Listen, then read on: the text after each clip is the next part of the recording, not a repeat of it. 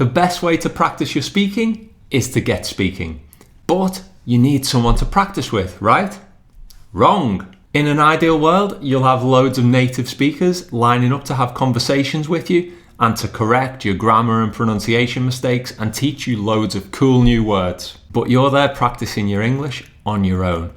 And you end up getting really good at watching YouTube videos about speaking English. But when it comes to actually speaking, you just don't practice. And then you come to me and say, I can understand English, but I just can't speak. Speaking is a skill, and just like any skill, we need to practice. Here's the secret. Talk to yourself.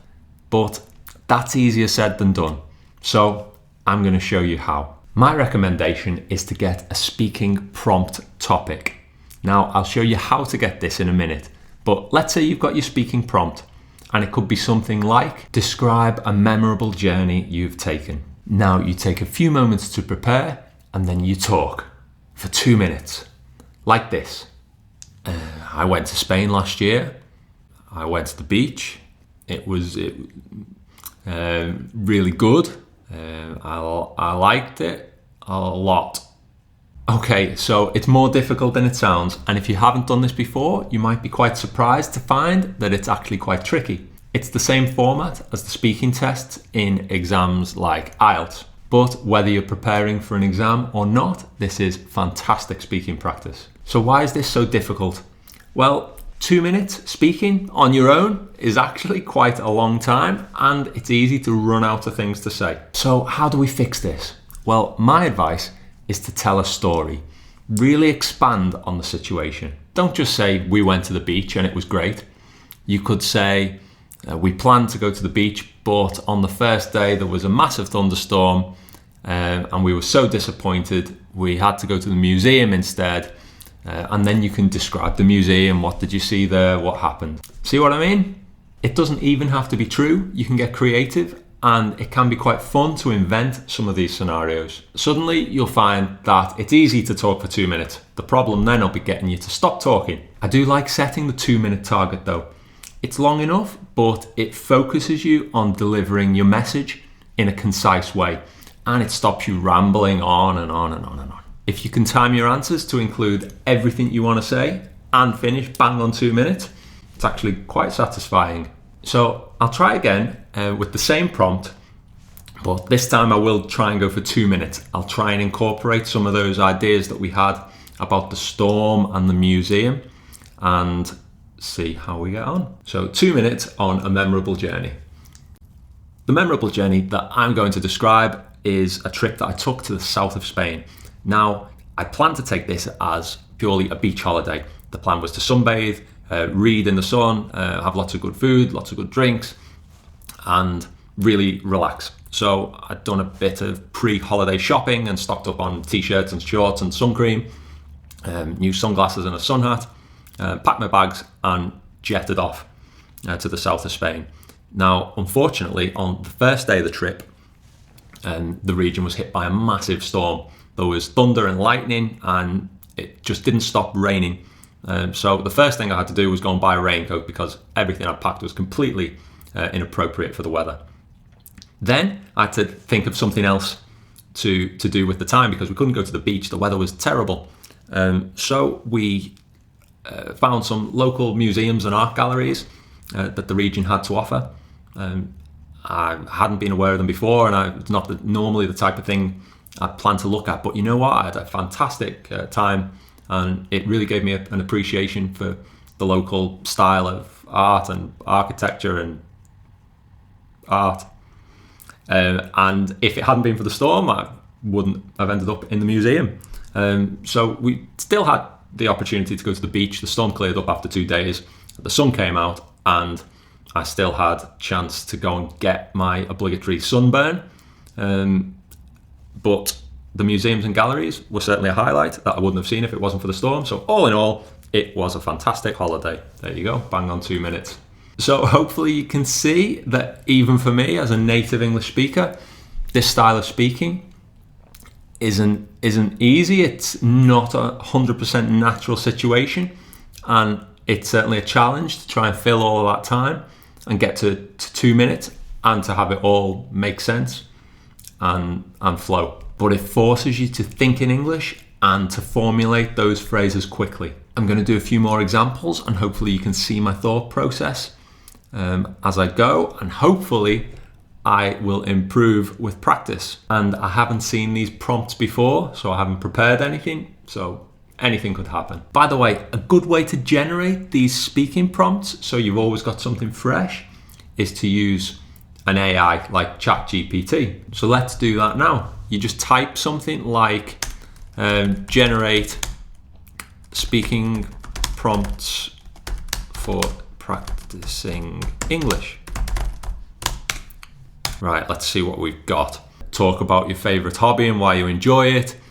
Describe your ideal vacation destination and what activities you would do there. Discuss the importance of learning a second language.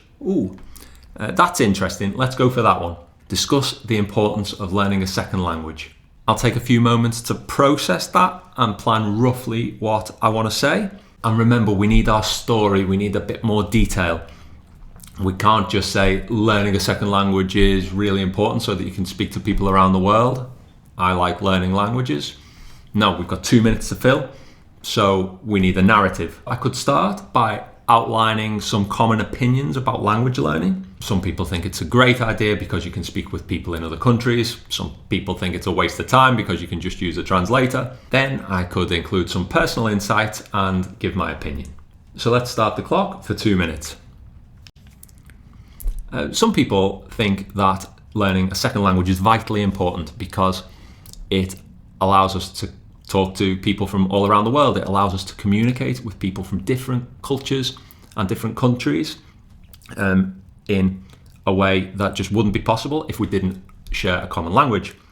Now, it could be argued that it's no longer necessary to learn a second language because translation technology is improving so quickly that we can now just talk into our phone in our own native language, and the translator will convert this into almost any language that you want and spit it out the other side. So we can now engage with people from different countries and cultures in this way instead.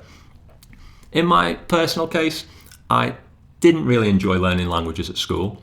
I thought it was a bit of a waste of my time because when would I ever need to learn to speak a second language? I've got English, so I can travel around the world with my English, and everybody else has to learn to speak to me. And that was until I met a Colombian girl, and suddenly I had the need to speak Spanish, or at least I wanted to be able to speak Spanish at that point. It did become a need. It was essential for me to speak Spanish when I moved to Colombia, and that's when not only did I start really learning a lot faster, but I started to really enjoy the process because I had a need and there was a necessity there, a reason why I wanted to learn that language. And it did allow me to engage with the people and the culture in a way that I don't think would have been possible with technology. I subsequently had to learn French under another set of circumstances, but that's a story for another time.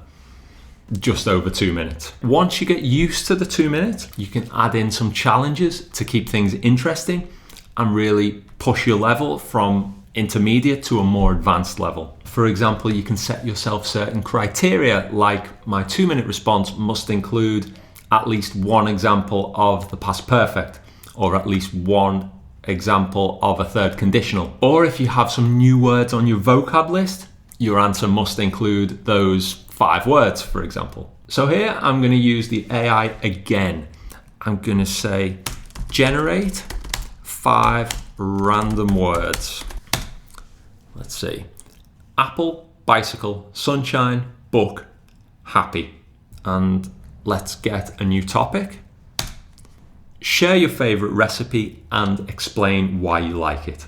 Again, we're going to need a bit more detail. We can't just say my favorite recipe is spaghetti bolognese because it's delicious and it's easy to make. That doesn't get us to 2 minutes. We need to tell a story. And this is where I'll have to use some creativity because I don't really have a favorite recipe. I'm not bad in the kitchen, but I don't love cooking. So I think I'll go with an aubergine curry. This is actually something I learned to make on a recent trip to India. So I can explain that I was traveling with a group of friends and that we went to a cookery class with a lady in her home. She taught us lots of traditional recipes. I could try and remember a few and say that my favorite was the aubergine curry. and I could try and remember some of the ingredients. And all of the food was vegetarian, so that gave me a new perspective. So if I need some more things to say, I can give my take on that. Let's see how we get on. Oh, and I'm going to include those 5 words from before, which were apple, bicycle, sunshine, book, and happy. And I'm going to try and include a 3rd conditional example as well, just as a challenge. 2 minutes on my favourite recipe. My favourite recipe is for aubergine curry. This is a recipe that I learned on a recent trip to India, where I was travelling with a group of friends and we decided to take a cookery class. Now, on this day in particular, we'd been out in the sunshine all day. It was a very hot day, and we arrived to the class, which was in a lady's house, by bicycle. We were very hot and bothered, so she offered us a nice apple juice drink, which was very refreshing. I'm not sure if it was traditional or true, but it was very refreshing. And then she proceeded to show us a whole range of fantastic traditional recipes for different foods and drinks, including curries and breads and teas. One that I was particularly impressed with was the aubergine curry. Now, this involved flame roasting an aubergine over an open flame, and that took about 10 to 15 minutes, and it made the skin really charred, almost burnt, but it peeled off, and then the inside was mashed up and mixed with all kinds of spices and ingredients, and it made a really delicious curry. And I was very full, very satisfied, and very happy. The food was so good that I recommended that the lady should write a cookbook, and put all her recipes down. And one thing that caught my attention as well was everything that we ate that day was vegetarian. There was no meat in sight. And if I hadn't had that experience with such delicious vegetarian food, I would never have considered becoming a vegetarian, and squeeze the 3rd conditional in there at the end. Okay, so that was more challenging with the extra vocab and the grammar, but hopefully you can see that I'm improving. It feels a little bit easier as we go along. Very unnatural when you first start, but after 2 or 3 attempts, you start to get into it, and then you can speak a bit more fluently, a bit freer. And you can customize this exercise depending on what you're working on. So if you're working on a particular grammar point, if you're doing past perfect, then you can say my 2-minute answer must include at least 1 example of the past perfect, or the 2nd conditional, or 5 new words from your grammar list, whatever you're working on at the time. If you want to level up again, and this might be quite uncomfortable, but I really recommend recording yourself. You can just use the audio recorder on your phone, press record for 2 minutes, and then listen back. That's the uncomfortable part. And you can analyze your own performance, make some notes in terms of pronunciation, grammar, vocabulary. So vocabulary, when you listen back, were there any words that you struggled to remember or didn't know? Now's a good time to look them up. Let's have a listen. We had to, with the knife, all the ingredients, and put them in where the ingredients go. I need to make a note of these words. Chop the ingredients and put them in the pan or the pot. So I can put these on my list. Were there any words that were low-level vocabulary or that you were repeating? Can we level these up? Let's have a listen. The food was really good. I liked it a lot, and we had a really good time. It was so good. Let's level up these good and really good. The food was delicious. I absolutely adore Indian cuisine. It was an amazing experience. Now, you don't always have to talk like this. Amazing, wonderful, spectacular, marvelous. That's not natural either. Sometimes it's all right or not bad, but you do need a bit of variety. You can't just say good for everything. Grammar can be another area where you can get all confused, and it can interrupt your fluency even more than vocabulary. Were there any structures that you struggled to form? Take the time to listen again, and if there were any errors, or if you couldn't put the phrase together properly, then now's your chance to investigate and correct it. Before this trip, I was wanting to learn some cooking, and if I don't go to this class, it was good. So I had an error. I was wanting is incorrect. You could say I had wanted to learn, past perfect. And then you go away and watch my other videos on past perfect and practice that. And then at the end, we just sort of ran out of words and couldn't complete the idea. If I don't go to this class, I think what I was trying to say was actually a conditional. Something in the past, and I'm imagining how things would have been different if this thing hadn't happened. So there's our structure. It's called the third conditional. If I hadn't gone to that class, I wouldn't have learned this recipe, or I wouldn't have become a vegetarian, or whatever you want to say. Watch this video on conditionals if you need more help with this. Also, when you're listening back, pay attention to your pronunciation. Does it sound natural?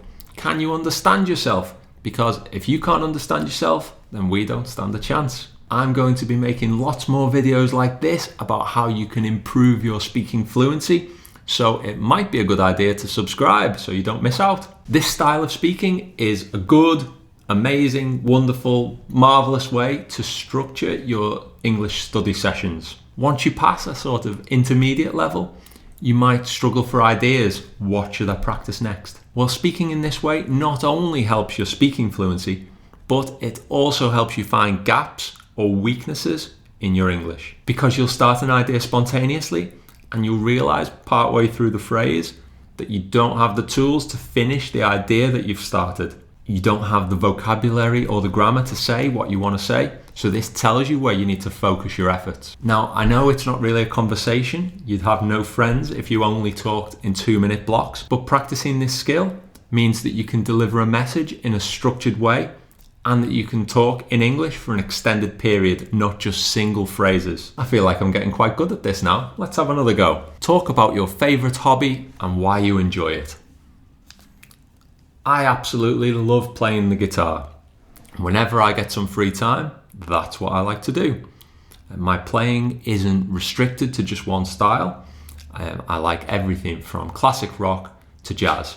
I remember the first time I picked up a guitar, I think I was at primary school, and I must have been about 9 years old. I remember looking at some of the other kids who were a bit older, and the fingers were moving around and they were playing the chords and the scales, and it just looked like magic to me.